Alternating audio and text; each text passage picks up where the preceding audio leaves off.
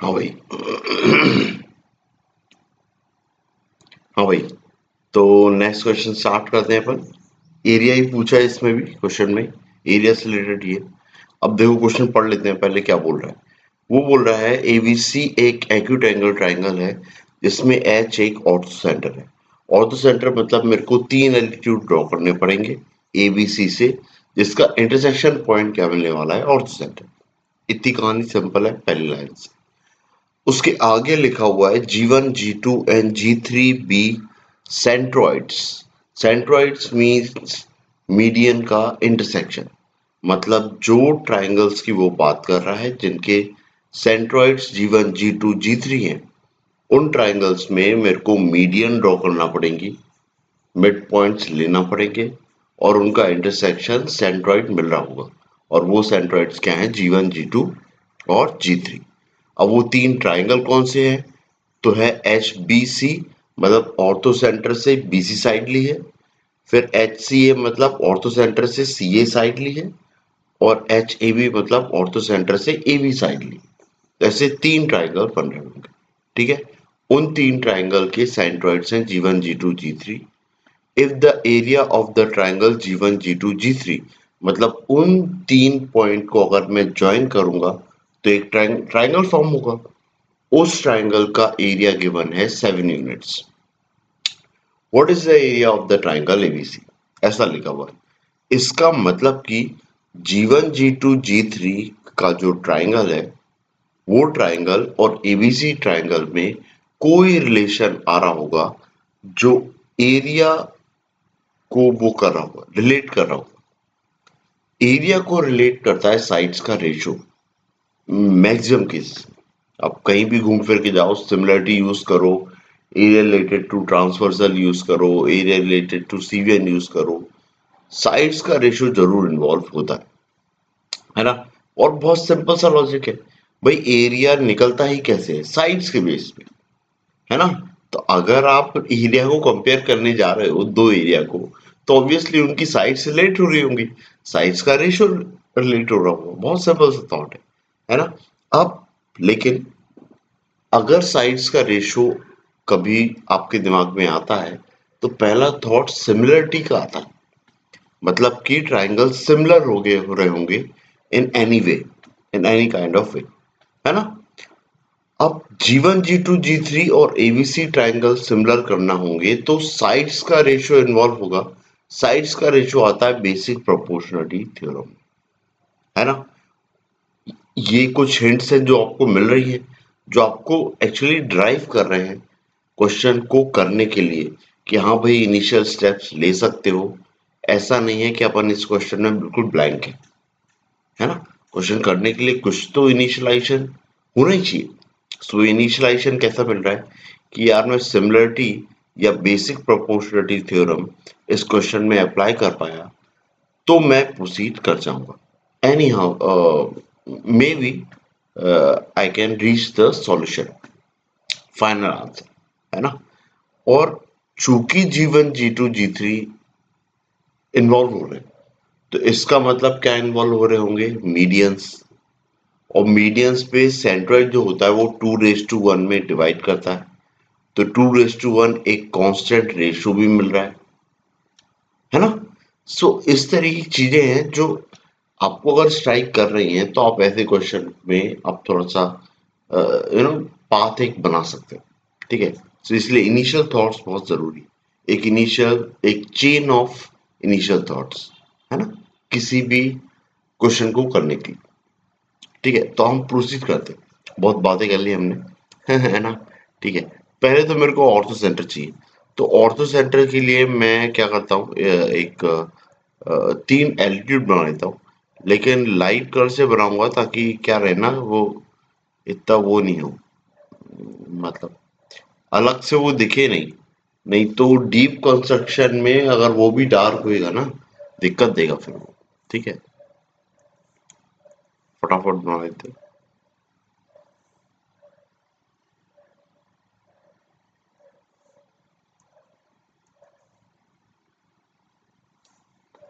भाई ये बन गए हैं मेरे तीन एल्टीट्यूड, जिनका इंटरसेक्शन पॉइंट क्या रहा है, ये वाला पॉइंट, ये वाले पॉइंट को क्या बोलने वाला हूं, एच। ठीक है, अब इतना तो कर लिया, एच बी सी ट्राइंगल में सेंट्रोइड चाहिए G1, तो एच बी सी में मेरे को तीनों साइड के मिड पॉइंट लेना पड़ेंगे। अपन इसके लिए रेड कलर पिक कर लेते हैं, रेड ऑरेंज पिक कर लेते हैं, ऑरेंज ज्यादा सही है। ठीक है, सो इसका मिड पॉइंट यहाँ कहीं पे ले लेता हूँ, इसका मिड पॉइंट बी सी का मिड पॉइंट यहाँ कहीं पे, ये एच सी का मिड पॉइंट यहाँ कहीं पे।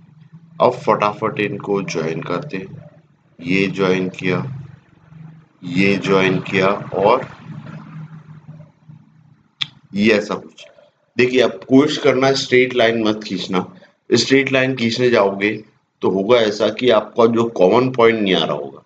और क्या है, खुद से खींचने में ये रहता है, हम जानबूझ के लाइन को थोड़ा टेढ़ा मेढ़ा कर देते हैं ताकि मेरे को पॉइंट मिल जाए। ठीक है ना, ये थोड़ा सा फायदा होता है कई बार विदाउट स्केलिंग का। ठीक है, सो ये मेरा पॉइंट हो गया है, ये पॉइंट क्या हो गया है, G1, पहला G1 हो गया। ऐसे ही करके नेक्स्ट वाले में बना लेते हैं। सो नेक्स्ट वाले में क्या होएगा, एच सी का मिड पॉइंट तो ले ही लिया है, एच ए का मिड पॉइंट यहाँ कहीं पे मान लेता हूँ, और ए सी का मिड पॉइंट यहाँ कहीं पे मान लेता हूँ। तो इसको ज्वाइन किया, ए से एच सी वाले को ज्वाइन कर लिया, ये रहा, है ना। और फिर इसको इसको और सी को ज्वाइन करते हैं यहां तक, और फिर यहां से ये ऐसा। तो ये वाला पॉइंट क्या आ रहा है, G2, और ऐसे मेरे को G3 चाहिए है, तो G3 के लिए क्या, ये दो तो है ही सही, एक और मिड पॉइंट यहाँ कहीं पे मान लेता हूँ।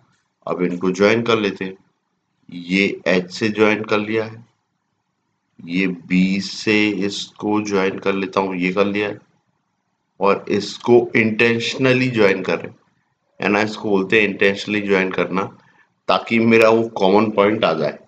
ठीक है ना, अदरवाइज वो कॉमन पॉइंट नहीं आता है, फिगर वापस थोड़ा सा अजीब देखने लग जाता है। ये तीन बन गए, G1 G2 G3। इनको ज्वाइन करूंगा तो ट्राइंगल बनेगा। मैं अभी ज्वाइन नहीं कर रहा हूँ, इसलिए नहीं कर रहा हूँ क्योंकि वो पूरी खिचड़ी पक जाएगी। ठीक है, पर चीजें आपको समझ में आ जाएंगी धीरे धीरे। क्या करो, इसको मैं D मान लेता हूँ, इसको मैं E मान लेता हूँ, और इसको मैं F मान लेता हूँ। ठीक है, इस तरीके। ठीक है, अब थोड़ा सा देखिए, मेरे को G1 G2 G3 में रिलेशन चाहिए है। मैं अगर H G1 और D को देखूं, H G1D है क्या? अब देखिए, ये तो समझ में आ गया ना, आपको रेशो चाहिए है। रेशो चाहिए मतलब आपको मीडियन लेंथ बहुत हेल्प करेगी। तो एक्चुअली में एच डी जो है वो मीडियन ही है ना। एच डी क्या है, मीडियन। वैसे ही एच ई भी मीडियन है, और एक और कौन है, एच एफ। तो ये तीनों क्या है आपकी, ये सब मीडियन ही है। और मीडियन पे जो सेंट्रोइड है G1, इसको 2:1 में डिवाइड करा। तो मैं तीनों के लिए लिख लेता हूं पहले तो, कि क्या होगा, H G1 divide by G1D, ये, और एक और क्या है नीचे, H G2 divide by G2E, ये, और H G3 divide by G3F। ये तीनों चीजें कितनी है, 2:1।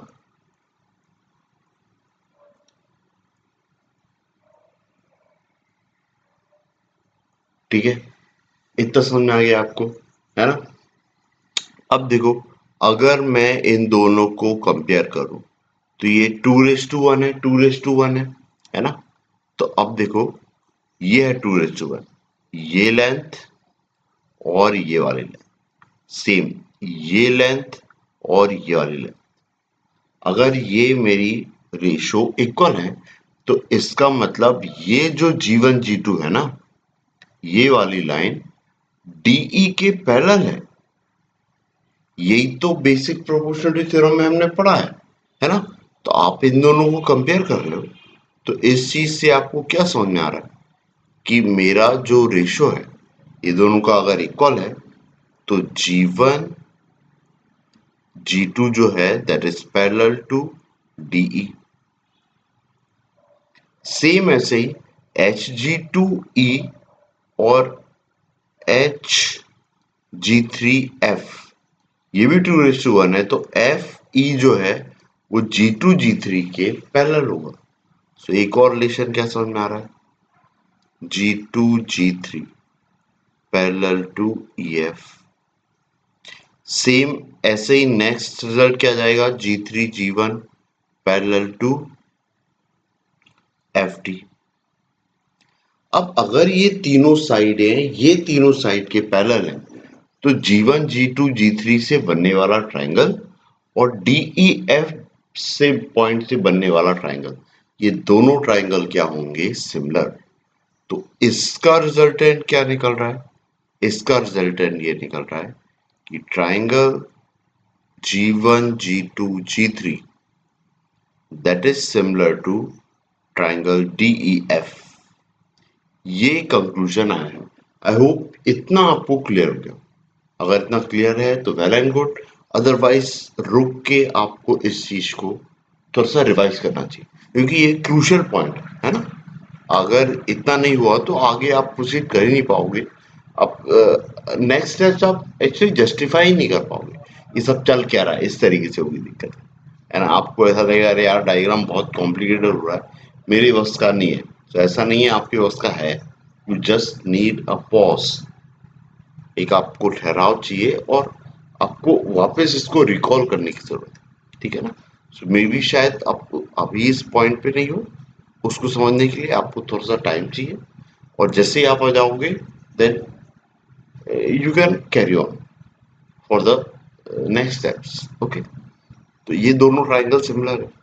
अब दोनों ट्राइंगल सिमिलर हैं, मेरे को एरिया की बात करना है, तो एरिया जो होगा वो क्या होगा, साइड्स के रेशियो पे चलेगा। किस पे चलेगा, साइड्स के रेशियो पे। तो इसी के बाद में मैं यहाँ पे लिखना स्टार्ट कर, area of G1 G2 G3 divide by area of DEF। ये क्या आएगा, साइड्स के रेशियो के फॉर्म में होगा। तो G1 G2 इसकी साइड ले लूं तो इसकी साइड DE ले लूं, और साइड्स का स्क्वायर का रेशियो एरिया के रेशियो के बराबर होता है।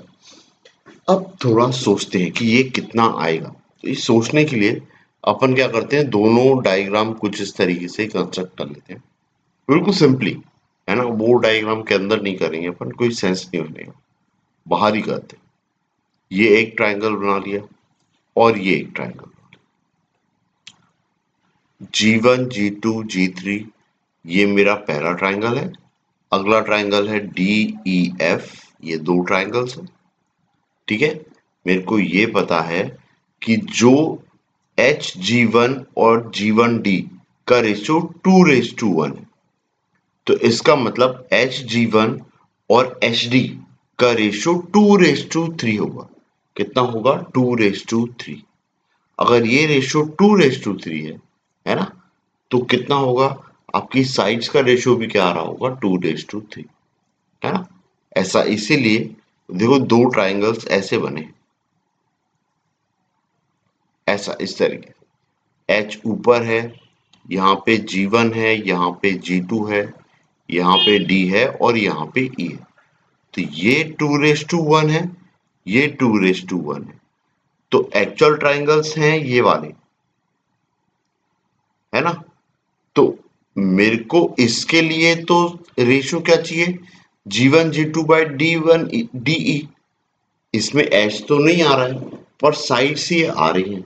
कौन सी साइड, G1 G2 DE, और G1 G2 DE इस वाले ट्रायंगल में भी आ रही है जब मैं H से ले रहा हूं। तो मैं साइड्स का रेशियो दूसरे ट्रायंगल से ले रहा हूं, पर ले किसके ले रहा हूं, दूसरे ट्रायंगल के लिए, ठीक है ना। ध्यान रखना, एक थोड़ा सा ट्विस्ट है ना। मैं हेल्प HDE ट्रायंगल की ले रहा हूं, लेकिन मैं निकाल किसकी ले रहा हूं, G1 G2 G3 के लिए और DEF के लिए, ठीक है। सो ये 2:1 है, पूरे ट्राइंगल लेने जाऊंगा तो रेशो साइड का 2:3 आ जाएगा। HG1 G2 में 2 और HDE में 2 + 1 3, तो HG1 और डिवाइड बाय HD, ये कितना आ जाएगा 2:3। तो उसी तरीके से G1 G2 बाय DE, ये भी कितना आ जाएगा 2:3, है ना। G1 G2 2 और DE कितना 3, तो इसको 2x 3x टाइप से आप मान सकते हो। कितना 2x 3x, तो ये आ जाएगा 2x बाय 3x इसका होल स्क्वायर, दैट इज 2/3, ठीक है। अब अपन ओरिजिनल फिगर पे चलते हैं और थोड़ा सा देखते हैं। अब थोड़ा ध्यान से देखो, इसको G1 G2 को मैंने 2x माना है, ठीक है। अगर इसको 2x माना है तो इसके बेस पे DE कितना आया है 3x, ठीक है। और DE एक्चुअल में क्या है, मिड पॉइंट्स है। D मिड पॉइंट है BC का और E मिड पॉइंट है AC का।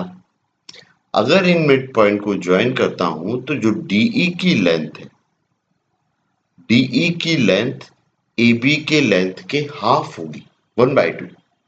ये मिड पॉइंट थ्योरम है ना, सिमिलरिटी चैप्टर में ये मिड पॉइंट थ्योरम है कि जो DE होती है वो लेंथ हाफ होती है और पैरेलल होती है AB के बेस के, ठीक है। सो अगर ये 3x है तो AB लेंथ कितनी होगी, उसकी डबल होगी, दैट इज 6x होगी। कितनी होगी 6x।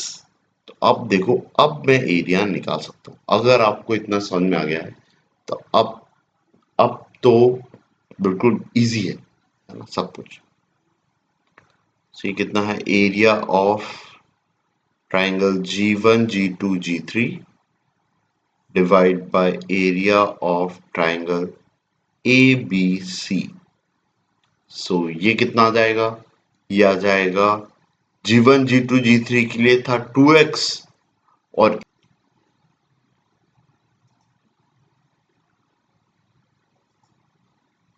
ABC के लिए वही चीज क्या थी 6x, इसका स्क्वायर कर लो तो 2x bye 6x that is what 1/3, कितना 1/3 और 1/3 का स्क्वायर कितना 1/9,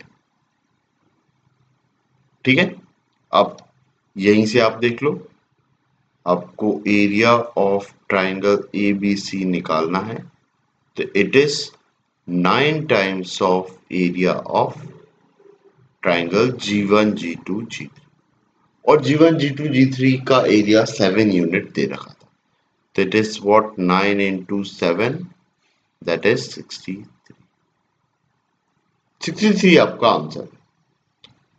तो होपफुली आपको समझ में आया होगा इनिशियल स्टेप्स कैसे लेना है, कैसे स्टेप्स का सीक्वेंस जनरेट करना है आपको अंदर ही अंदर, ठीक है ना। कि आपको G1 G2 G3 अगर क्वेश्चन में दिए हैं तो आपके दिमाग में मीडियन से रिलेटेड थॉट्स चलना चाहिए, सेंट्रोइड से रिलेटेड थॉट चलना चाहिए, उनके रिजल्ट के बारे में थॉट चलना चाहिए। साइड्स का रेशियो आ रहा है तो सिमिलरिटी का थॉट चलना चाहिए, बेसिक प्रोपोर्शनलिटी का थॉट चलना चाहिए, मीडियन मिड पॉइंट थ्योरम का थॉट चलना चाहिए। तो ऐसे करके आप धीरे धीरे अप्लाई करोगे, प्रैक्टिस करोगे तो you get the speed also. और स्पीड है आपके पास में, आपका एनालिसिस बहुत स्ट्रांग है, फिर तो IUKM के लिए ही बने हो आप, ठीक है। आप मैथ्स ओलंपियाड के लिए बने हो, ओके, ठीक है। हाँ भाई, नेक्स्ट क्वेश्चन पे मूव करते हैं अपन, ठीक है। सो क्या लिखा हुआ है, let AB be a diameter of a circle, एक सर्कल है उसका AB डायमीटर, मतलब ये वाली चीज क्या है डायमीटर, ठीक है। ये वाली चीज that is diameter. Let C be a point on the segment AB such that AC raised to CB is 6 raised to 7। अब देखिए 6 raised to 7 just equivalent to 6 raised to 6 but not just equal, but not equal। 6 raised to 6 होता मतलब वो equal है और C point आपके centre से वो कर जाता, कोइंसाइड कर जाता, पर सेंटर से कोइंसाइड नहीं कर रहा है, वो पीछे है ओ से पीछे है। किस डायरेक्शन में? ए की तरफ है, क्योंकि ए से सी तक का रेशो कम है। ए से सी तक का रेशो कम है, बीसी रेशो ज्यादा है। तो आप इस तरीके से मान सकते हो कि ये ए सी 6 है और बीसी कितना है? 7 है, इस तरीके। ठीक है ना? सो जो एक एक्स्ट्रा रेशियो आ रहा है दैट इज सीओ, है ना? तो कहीं ना कहीं सीओ मेरे को कैलकुलेट करना भी पड़ेगा, ऐसा लग रहा है। सो समझ में आ गया सी पॉइंट किस तरफ आने वाला है। अब let D be a point on the circle such that DC is perpendicular to A B.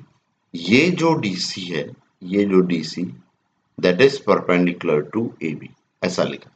तो ये ए बी पे कितना बना रहा होगा? 90 डिग्री। ये सपना है, ये पहले से कुछ कंस्ट्रक्ट करके रख लिया था ताकि आपको ये इसमें टाइम थोड़ा कम लगे। ठीक है, अब let DE be the diameter through D, मतलब डी से ओ को ज्वाइन किया और एक्सटेंड किया है तो डायमीटर मिल रहा है, और ई पॉइंट सर्कल पे फिर से आ रहा है। ठीक है, इतनी कहानी हो गई। उसके बाद क्या बोल रहा है? X Y Z denotes the area of the triangle of X Y Z, then आपको A B D divide by C D E निकालना है। तो एक्चुअली ये एरिया बता रहे हैं, दो एरिया बता रहे हैं। एक है triangle A B D. A B D मतलब कि ए से मैं डी को ज्वाइन करूंगा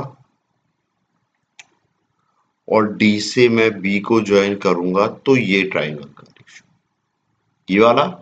और सी डी ई मतलब कि सी और डी तो ज्वाइन है ही सही, डी और ई तो डायमीटर है ही सही, सीई को और ज्वाइन करना। ये दो ट्राइंगल के रेशियो बताना, इन दोनों का एरिया ये। अब आप थोड़ा ध्यान से देखो, ये ओ मिड पॉइंट है, ए बी का मिड पॉइंट ए ओ, जो ओ है ये मिड पॉइंट है। इसका मतलब कि area of triangle A D O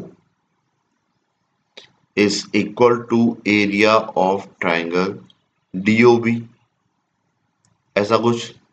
same DE में ओ मिड पॉइंट है, तो area of triangle C D O is equal to area of triangle COE, ऐसा कुछ लिखा हुआ। ये दोनों एरिया बराबर है, और बड़े बड़े ट्राइंगल्स के रिस्पेक्ट में ये दोनों आधे आधे एरिया हो गए। मतलब इनका भी रेशो अगर लूंगा, इसका और इसका, तो ये रेशो भी वही आएगा जो मेरे से पूछा है। भाई रेशो एक्स बाय वाई लूं या X by two divide by Y by two लूं, दोनों रेशियो सेम ही आएंगे, है ना? ठीक है ना? सो इसलिए मैं क्या कर रहा हूं, एडीओ का एरिया निकालना आसान है, सीडीओ का एरिया निकालना आसान है। देखिए, एरिया ऑफ एडीओ निकालना क्यों आसान है वो देख लेते हैं।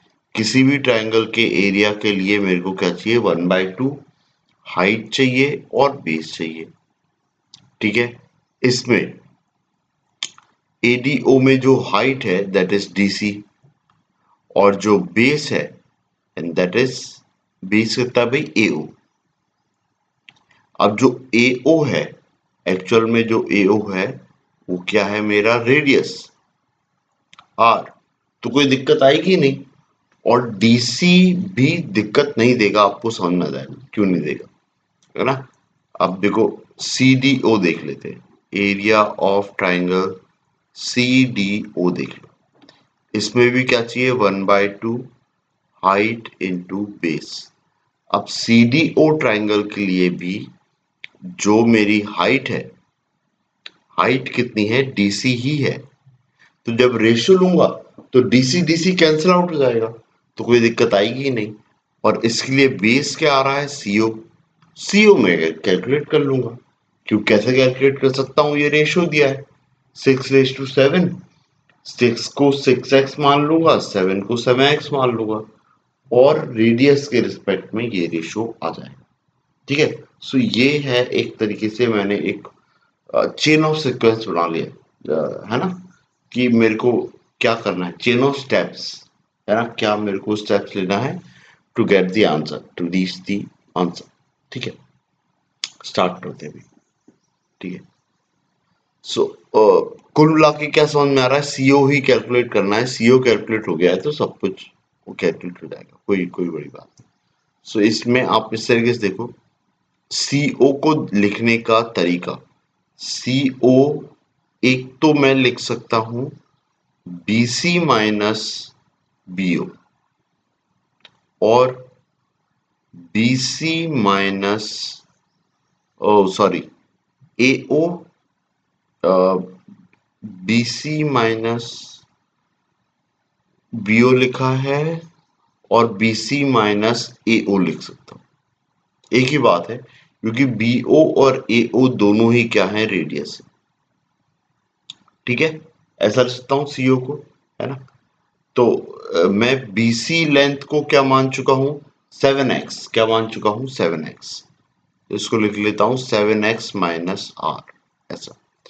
सेम सीओ को मैं ए की साइड से देखो, ए वाले की तरफ, तो वहां से देखने पे क्या लग रहा है, एओ माइनस एसी।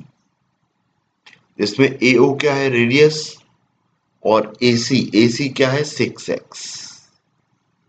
ठीक है, तो अब जब ये दोनों रिलेशन इक्वल हैं, तो इन दोनों को अगर मैं कंपेयर करूं तो क्या लिख सकता हूं, 7x minus R equal to R minus 6x। इसी को ही फर्दर देखूं, कैलकुलेट करूं, तो ये आर इस तरफ आएगा, 2r हो जाएगा, और 6x उस तरफ जाएगा तो ये कितना हो जाएगा, 13x। और यहां से मेरा कितना x निकल आएगा, x कितना निकल आएगा, 2/13r, ऐसा कुछ। ये r निकल आएगा 13x/2, एक ही बात है। ठीक है, ये आ गया।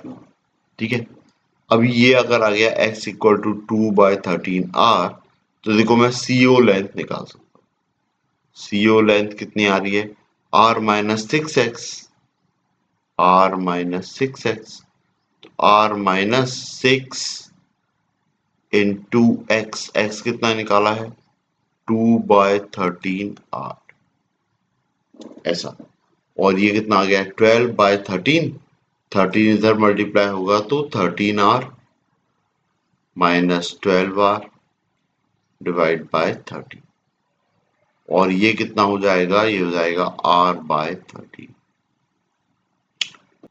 सो एरिया का रेशियो कितना आएगा, area of triangle A D O divide by area of triangle C D ओ।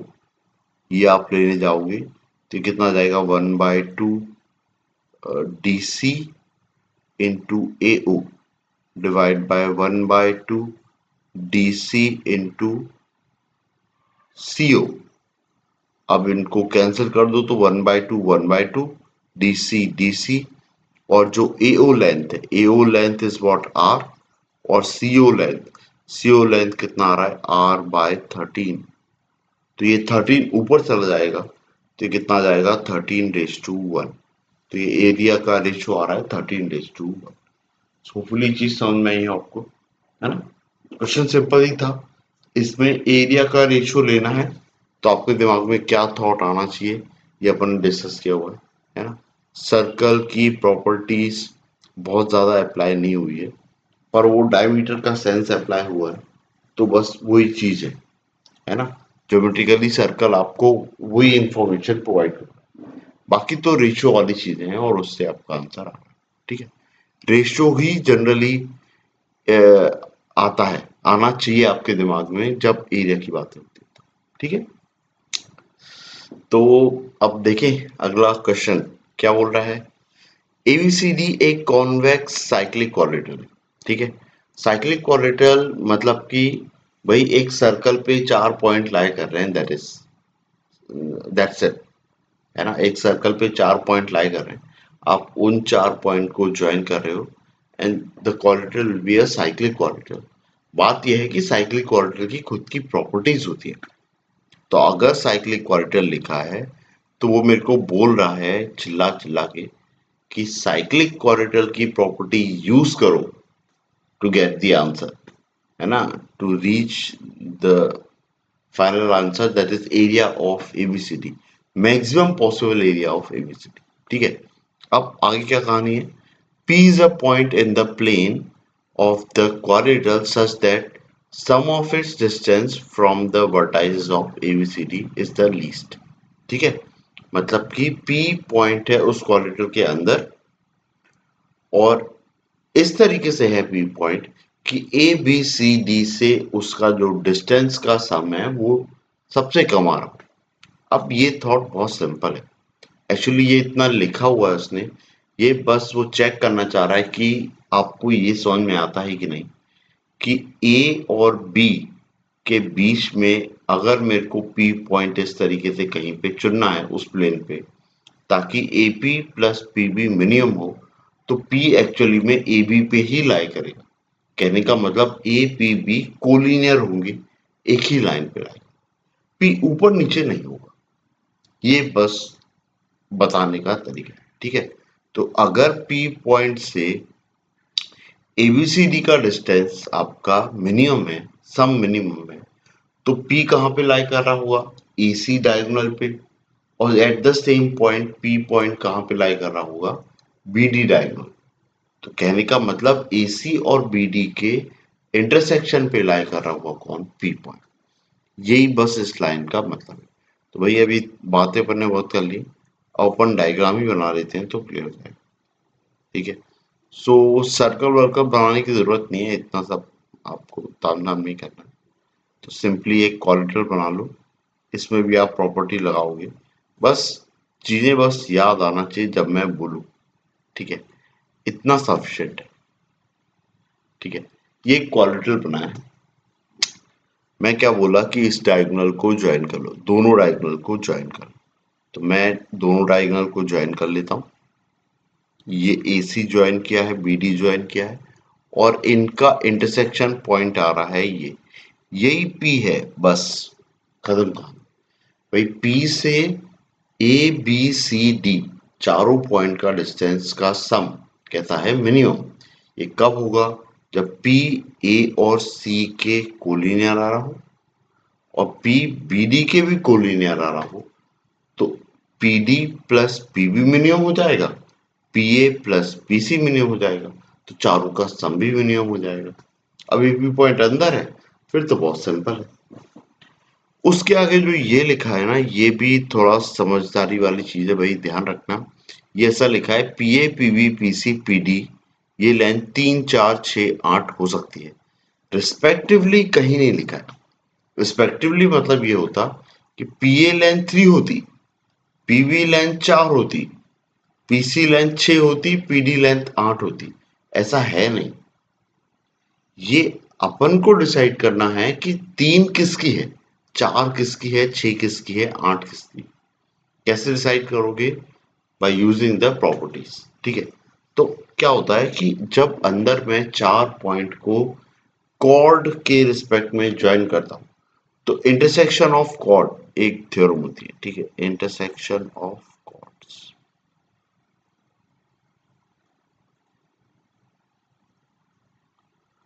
तो वो क्या बोलती है कि PA into PC equal to PB into PD, ये होता है। अभी मैं बता देता हूँ ये आते भी कैसे हैं, ठीक है ना, पर मैं आगे के लिए आप लोगों को सजेस्ट करूंगा कि आप लोग का थोड़ा एक बैकग्राउंड स्ट्रांग होना चाहिए। अगर आप IIQM की प्रिपरेशन कर रहे हो तो प्लीज बेसिक्स तो अच्छे रखना, और आने वाले प्रॉब्लम्स के लिए भी आपको डील करना है तो प्लीज, मैंने ऑलरेडी काफी लेक्चर्स डाले हुए सीखने के लिए, बैकग्राउंड प्रैक्टिस के लिए। तो आप थ्योरी को थोड़ा स्ट्रांग रखना, क्योंकि अगर आपको थॉट्स दिमाग में नहीं आ रहे ना, क्वेश्चन टैकल करना थोड़ा सा डिफिकल्ट हो जाता है। ठीक है, एकदम से सोचना। तो आपने अगर थोड़ी पहले से ही टॉपिक्स, थोड़ी सी होल्डिंग अच्छी है आपकी टॉपिक पे, तो आप बहुत जल्दी क्वेश्चन को करेक्ट कर लोगे, है ना। ठीक है, सो अभी देखते हैं, ये ए बी सेगमेंट से अगर मैं एंगल कंपेयर कर रहा हूं साइक्लिक कॉरिडोर में, तो ये एंगल 1 होता है, तो ये एंगल भी 1 होता है, क्योंकि सी और डी दोनों ही सर्कल पे लाई कर रहे हैं। Angle on same segments are equal, 9th class की प्रॉपर्टी। ठीक है, सेम इसको एंगल 1 माना है तो ये भी एंगल कितना हो गया 1। ऐसा ही सी डी को सेगमेंट ले लूं तो ये वाला 2 है तो ये वाला 2 हो जाएगा। तो आपके ये दो ट्राइंगल आपके क्या हो जाते हैं सिमिलर। पी ए डी और पी सी बी ये दोनों ट्राइंगल आपके सिमिलर हो जाते हैं। तो उससे P D divide by P C equal to P A divide by P B ये रिजल्ट आ जाता है बाय सिमिलरिटी, है ना। साइड्स का रेशियो इक्वल होता है। क्रॉस मल्टीप्लाई करोगे ये पी बी है, पी बी ऐसा क्रॉस मल्टीप्लाई करोगे तो याद आएगा P D into P B equal to P A into P C, याद आएगा। यही रिजल्ट की अपन बातें कर लेते है ना भाई। एक ही लाइन पे जो दो पार्ट आ रहे हैं उनका मल्टीप्लीकेशन और वैसे ही दूसरी लाइन पे जो दो पार्ट आ रहे हैं उनका मल्टीप्लीकेशन वो दोनों बराबर आते हैं। यहां से आप पता कर सकते हो कि 3 4 6 8 किसका हो गया। तो आपको दो दो के प्रोडक्ट चेक करना है, कौन से दो प्रोडक्ट हैं जिनको दो दो के प्रोडक्ट के फॉर्म में लेना है और वो इक्वल आ जाए। जैसे 3 और 6 को अगर मैं ले लूं तो ये कितना देगा 18, और 4 और 8 को लिया तो वो दे देगा 32। तो ये इक्वल नहीं है ना। अब देखो 3 और 4 को ले लिया तो 12, और 8 जो 6 को ले लिया 48, ये तो और नहीं है। अब आप क्या करो, किसको लो, 3 और 8 को लो। तो 3 इंटू 8 और फिर 4 इंटू 6, देखो ये बराबर आ रहा है। तो 3 into 8 that is 24, 4 into 6 that is 24, तो इक्वल आ रहा है। तो मैं ऐसा करता हूँ, इसको 3 मान लेता हूँ, पीडी को 3 मान लेता हूँ, दिखने में भी छोटा दिख रहा है, और पीबी को मैं 8 मान लेता हूँ, और पीए को 6 मान लेता हूँ, पीसी को 4 मान लेता हूँ। तो बस इतना आप एज्यूम कर लो, है ना। तो इसके बाद में बस आपको वैल्यू रखना है, बस और कुछ नहीं।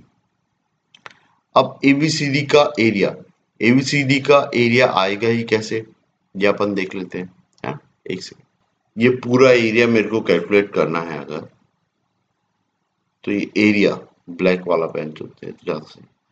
एरिया अगर चुनूंगा तो मेरे को चाहिए ट्राइंगल पी ए बी का area plus triangle P B C का area plus triangle P C D और triangle P D A.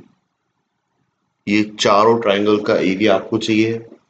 P A B के एरिया के लिए मैं जो फॉर्मूला यूज करने वाला हूं वो क्या यूज करने वाला हूं, साइड्स का प्रोडक्ट और साथ में इंक्लूडेड एंगल, ये थीटा, ऐसा। तो ये वाला एरिया का फॉर्म यूज करने वाला, ठीक है ना, क्योंकि इसमें हाइट ड्रॉ करना डिफिकल्ट है और हाइट को यूज करना तो और भी डिफिकल्ट। तो एंगल के रिस्पेक्ट में ये एरिया करना है, और वो क्या होता है 1/2 दो साइड का प्रोडक्ट और साइन ऑफ इंक्लूडेड एंगल, तो साइन थीटा ऐसा लिखना है। तो क्या लिखना है 1/2 P A into P B और कितना साइन थीटा प्लस 1/2 पीवीसी के लिए वैसे ही करेंगे अपन, पीबी इंटू पीसी और इंटू साइन। अब देखो एक एंगल थीटा था तो बचा हुआ एंगल कितना होगा 180 माइनस थीटा। और थोड़ी बहुत ट्रिग्नोमेट्री अगर आपने पढ़ी है तो आपको पता होगा कि साइन 180 माइनस थीटा और साइन थीटा इक्वल ही होता है। तो वो दिक्कत भी खत्म हो जाएगी, है ना। ये P C into P D, ये भी साइन थीटा, क्योंकि वर्टिकली अपोजिट ये वाला थीटा है तो सामने वाला भी थीटा ही होगा, ठीक है। और next that is 1/2 P D into P A, वो साइन 180 माइनस थीटा, ये नीचे लिख लेता हूँ, साइन 180 माइनस थीटा ऐसा। अब चूंकि मेरे को पता है कि साइन 180 माइनस थीटा ये किसके इक्वल होता है, साइन थीटा के,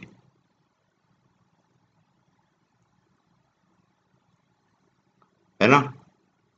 तो बस अब मैं 180 साइन 180 माइनस थीटा की जगह पे भी क्या रख लूंगा, साइन थीटा। यहां पे भी क्या रख लूंगा, साइन थीटा। अब साइन थीटा सभी में से कॉमन आ रहा है, 1/2 भी सभी में से कॉमन आ रहा है। तो आगे जो अपन लिखने वाले हैं एरिया के लिए, वो क्या लिखने वाले हैं, एरिया इक्वल टू 1/2 और साइन थीटा बाहर लिख लिया। ठीक है। आप में से जिस जिसको अगर ये टेंशन हो रही है कि भाई ये साइन थीटा कहाँ से आ गया और साइन थीटा का मैं करने क्या वाला हूँ, क्योंकि एंगल वेंगल तो कुछ दिया नहीं है, तो टेंशन मत लो, वो प्रॉब्लम बहुत छोटी सी है, वो तो निकल जाएगी, है ना। P D into P A, ये आ गया। सबकी वैल्यूज पुट करना है और आंसर अपना आने वाला है ना, 1/2 साइन थीटा। अब देखो मेरे पास में चार वैल्यूज थी, पी ए देख लेते हैं एक ही बार में फटाफट। पी ए को 6 लिया है, पीबी को 8 लिया है, पीसी को 4 लिया और पीडी को 3 लिया। ठीक है। सो पी ए मेरा 6 है, पीबी 8 है, फिर 8 4 है, फिर 4 3 है, और फिर 3 और 6, ऐसा लिखा। अब बस एरिया देख लो, एरिया कितना आ रहा है, 1/2 साइन थीटा। इनको कैलकुलेट कर लेते हैं। 4 6 जा 48 प्लस 8 4 जा 32 प्लस 4 इंटू 3 12, 3 इंटू 6 18, ऐसा। ठीक है। अब 12 और 18 ये कितना हो गया, 30, और 48 और 32 ये कितना हो गया, 40 और 30 70, और ये 80। तो 80 प्लस 30 दैट इज 110, और यहाँ पे क्या लिखा है, साइन थीटा, और डिवाइड बाय 2, ये आ रहा है एरिया। ये एरिया किसके इक्वल हो रहा है, 55 साइन थीटा। अब उसने बोला है मैक्सिमम एरिया, उसने क्या पूछा है, मैक्सिमम एरिया। मैक्सिमम एरिया में क्या होना चाहिए, जो मेरा एरिया का फंक्शन आया। देखिए ये एरिया कांस्टेंट एरिया नहीं आ रहा है, इसको बोलते हैं वेरिएबल एरिया। ये क्या है, वेरिएबल, ध्यान रखिएगा। वेरिएबल एरिया मतलब ये डिपेंड कर रहा है किसी वेरिएबल पे, और वेरिएबल कौन है, एंगल, दैट इज थीटा। तो थीटा पे डिपेंड कर रहा है टोटल एरिया। तो जिस पॉइंट पे साइन थीटा मैक्सिमम होगा, जिस पॉइंट पे साइन थीटा मैक्सिमम होगा, उस पॉइंट पे एरिया मैक्सिमम होगा। तो साइन थीटा मैक्सिमम कब होता है, जब थीटा कितना होता है, 90 डिग्री, और उस पॉइंट पे साइन थीटा कितना होता है, 1। अब साइन थीटा 1 है, तो मैक्सिमम एरिया कितना आ जाएगा मेरा, 55। तो यहां पे लिख लेते हैं मैक्सिमम एरिया, ए मैक्स कितना आ रहा है, 55। ये अपना फाइनल आंसर आ गया। अब देखिए थीटा 90 आ रहा है, तो सोचने में कैसा लग रहा है कि यार दो डायगोनल के बीच का एंगल 90 है, तो यार मेरा साइक्लिक क्वाड्रेटल एक्चुअली में रोम्बस बन रहा है, या तो स्क्वायर बन रहा है। तो इतना तामझाम करने की जरूरत ही क्या थी, है ना। तो स्क्वायर रोम्बस बन सकते हैं, पर जरूरी नहीं है ना। मैं एक एग्जांपल देके बताता हूँ आपको। ठीक है। ऐसा जरूरी नहीं है कि डायगोनल आपके अगर 90 बना रहे, तो आपका बनने वाला फिगर आपका वही होगा, क्या बोलते हैं, स्क्वायर या रोमबस ही होगा, है ना। नाइस। देखो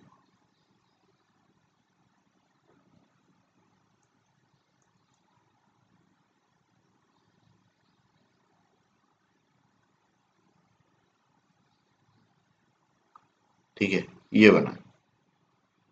अब देखो इसको अगर ज्वाइन करूं, इन दोनों को ज्वाइन करूं, इसको भी ज्वाइन कर दिया, इसको भी ज्वाइन कर दिया, सर्कल में 4 पॉइंट आ रहे हैं, चारों पॉइंट को ज्वाइन कर दिया, क्या बन गया, साइक्लिक क्वाड्रेचर। डायगोनल्स के बीच का एंगल भी 90 ही है, दिख भी वैसे ही रहा है। लेकिन गिवन क्वाड्रेटर जो बन रहा है, सॉरी, जो क्वाड्रेटर बन रहा है वो स्क्वायर नहीं है और रोम्बस भी नहीं है, इवन वो रैंडम है। ठीक है, तो रैंडम में भी आपके जो डायगोनल्स का इंटरसेक्शन है वो 90 डिग्री दे सकता है, पॉसिबिलिटी है।